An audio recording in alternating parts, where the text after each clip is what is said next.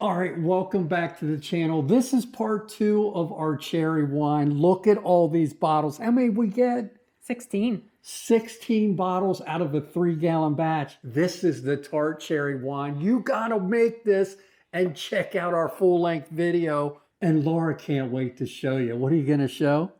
Oh, the chocolate extract. We're making chocolate-covered cherry wine. It's going to be over the top. This is Laura's secret. Sure, you're subscribing and Don't forget to follow us on Instagram at HowToDoneRight. and let's just get right into part 2 of our tart cherry wine. This one's over the top.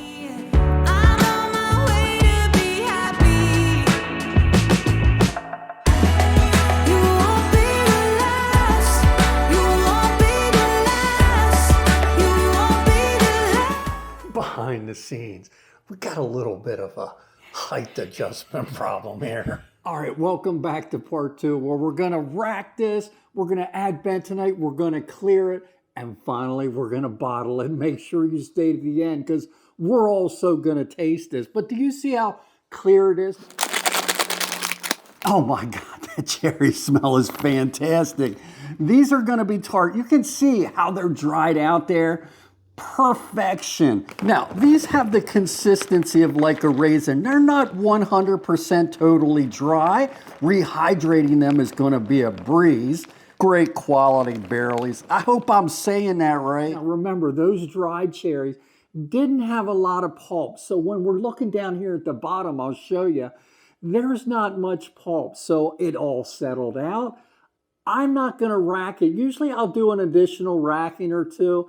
This one I think is fine. You're not going to be able to see. This is so bold and so dark, you can't see your hand behind it, but I feel it's clear enough. And that's when you decide whether you're going to add your bentonite now or rack it.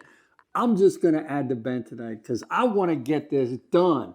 And hopefully you just saw my last video or two where I showed you how to mix this bentonite. I'm going to use that technique here today. So let's get started. Now, the new technique is I got one of these blender bottles. I got it in my store. Make sure you're checking it out. And it's a small version. It comes with one of these mixing bowls. I'm going to put that in here. This has already been sanitized. Make sure anything touching your wine is going to be sanitized or anything going into your wine. This particular brand of bentonite calls for a half a cup of water and 2 teaspoons of bentonite. Now all we're going to do is get our lid in here and we're going to shake this until it's milkshake consistency. This can take some time. So if you find that there's a little bit extra in there, don't be afraid to stick a fork in there to break up any clumps. There you go. It's all in there. Let's move this stuff. And all you're trying to do is get it to milkshake consistency. You've seen me mix this many different ways. I just think the blender bowl idea is going to work the best because you can pour it straight from here, no funnel needed. Now, make sure you're sanitizing. I need to get this sanitized so we can put that bentonite at the bottom of our new carboy and get this wine racked into it. All right, we got our sanitized carboy here. And we're just gonna dump this in here. One thing that's nice about this blender bottle too is it's easy to clean. Just put water in here and shake it. That is much easier that way. Oh, I could even let this drip in there. It kind of fits perfect. See what I mean? I put a little water in there. Do you see how easy it is to clean that? That's a plus. Get this in my store. Again, I did a whole review on this thing. And check out our book, because if you want all the processes and all our recipes, they're in this. It's time to rack this. I got my carboy down in here with the bentonite. We're going to start with these 2 little ones and rack those into, because I'm probably going to need one more of these extra that I'll have extra. I think one will fill up the headspace. You'll see what I mean. So let's get these open. This is when you need 2 people because these are small. There we go. Keep away from the bottom and tilt. There's one. Wait till you see what's on the bottom of that one. Oh, that's some gunk in there. Now let's get the big one here. Let's sit this down a minute. Come here, big boy. Oh my God. That is the most beautiful color red you'll ever see. Wasting wine is okay. Don't get that gunk in your wine. That's what the purpose of this is. All right, so I had a quart left and I decided to do something a little different. This is called a dirty wine. Dirty wine is one that's not clear. In some countries, this is how they do it. But I'm having a dinner tonight and this cherry wine, this extra quart will go great with it. I added a little back sweetening to it. I think we're gonna wind up with maybe a bottle and a half, and this is gonna be great with dinner. Yum. Now, it's not gonna be clear because we haven't filtered it with bentonite, but that's okay. It is wine in this part of the process. You can drink this, just make sure you're sanitizing everything. I can't wait for Laura to taste that dirty wine, but remember, we put the bentonite at the bottom of this carboy. We want to stir it in here to incorporate everything. Gently do this and do it near a sink, just in case of mishaps. I think I need to take some wine out of here. You're scraping the bottom and you're also reversing directions. There, I took some wine out. That's much better. You do want to keep this as high as you can get because oxygen is your enemy. We're going to stir this for the next 3 to 4 days. That is important to get all this bentonite charged up. And I promise it will pull all that stuff down. All I want to do is get the airlock on, make sure you're set at the proper level. Stir this for 3 to 4 days. I'm not going to bore you. It's done the same way. Reverse directions, get it going. And then we're going to let it in here. I like to do it for 30 days. It don't matter how long you leave it in here because bentonite does not affect the flavor.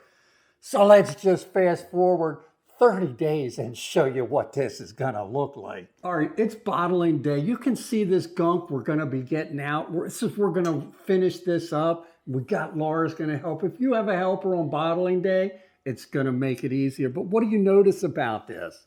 It's very dark. Very dark. Yeah. You couldn't see your hand through this, so it's not a good gauge to know when it's clear.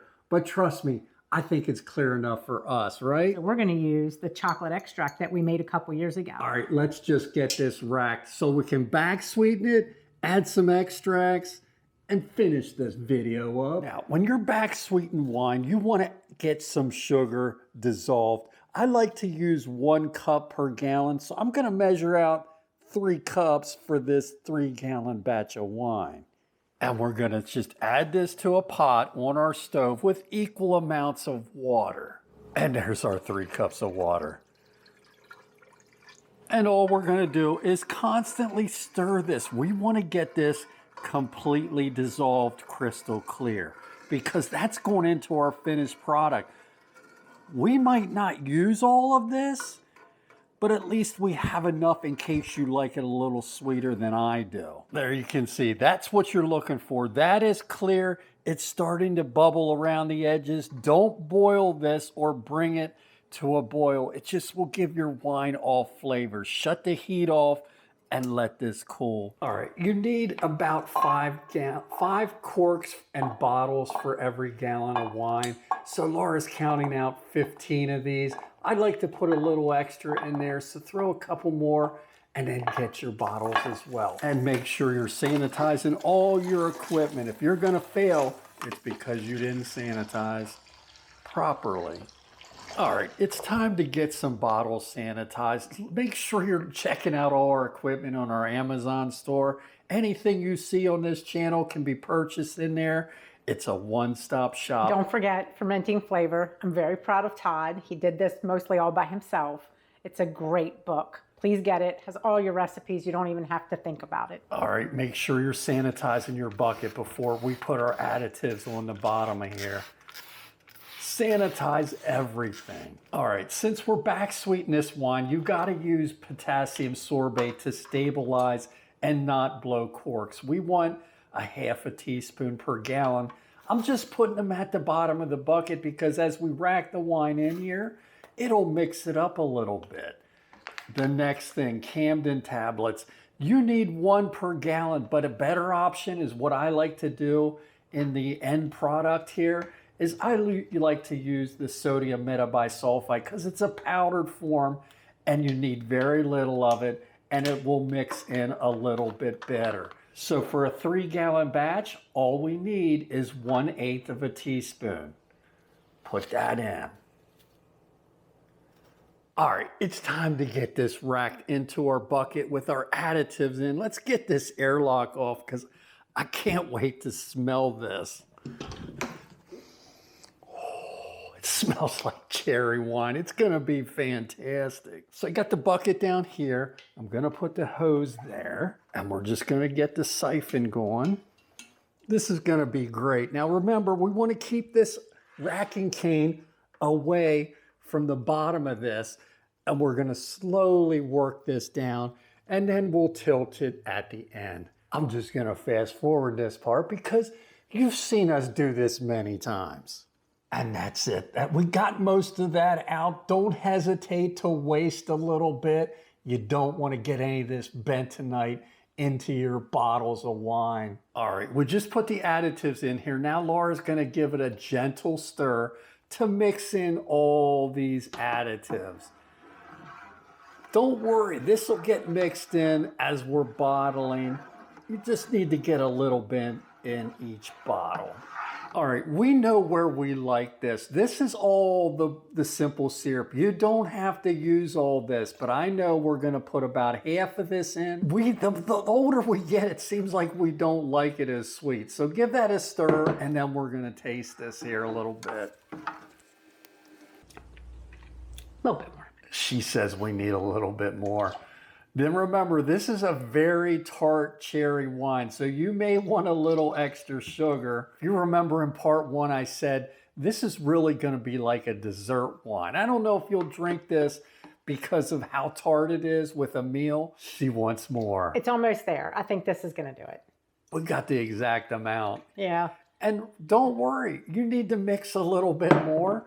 Heat up the stove, get some more simple syrup going, and add a little more. This is to your preference. Is it getting there? I think so. I hope this is it because I used all the syrup to make some more. I'm surprised we used all that. Usually we don't use all the simple syrup. Oh no, I think it's perfect. Hold on. All right, let's taste it. I mean, it's not real sweet.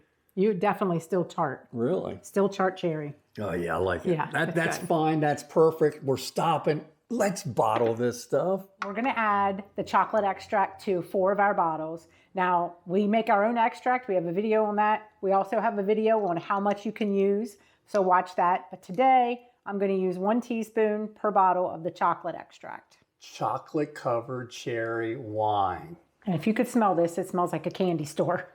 And we're adding it to the bottom of the bottles because when we start filling these bottles, this will get mixed in. And if you want, put more in. If you want less chocolate flavor, put less. You can use other extracts. We've used raspberry extracts. We've used peanut butter. Peanut butter, Laura's favorite. Do you think that's enough or do you want to put a little more in? I want a little bit more. All right, go ahead. Just because I like the chocolate flavor. She wants more chocolate taste in this. Well, I don't know about that much. That's not a lot. It's not even covering the bottom. This is strong stuff. Yeah, it is. But the wine is very flavorful, hon. Very flavorful. It's not like it's a Chardonnay. Yeah. That's it. Let's get the wine Perfect. on top of these and start bottling. All right, I'm just gonna fast forward here. We're filling all these bottles. We got our bottle tip on. We got our sanitized racking cane to fill them up. And we're just gonna fill these up and then we're gonna cork them and show you this finished product and maybe taste some. Now it's time to get the corker going. If you're gonna stay in this hobby, get this professional corker. It's just gonna make your job so much easier. Behind the scenes, we got a little bit of a height adjustment problem here. All right, we just bottled this wine. What do you think? It's amazing tasting, at least from the samples. It's the tart cherry. Remember we started with dried fruit. People wanted to know, how do you make wine from dried fruit? Make sure you're watching part 1 where we put this together. This is the finished product. But look, we got How many? 16? 16 bottles. Enough to taste. Look at that color. It is such a bold red color.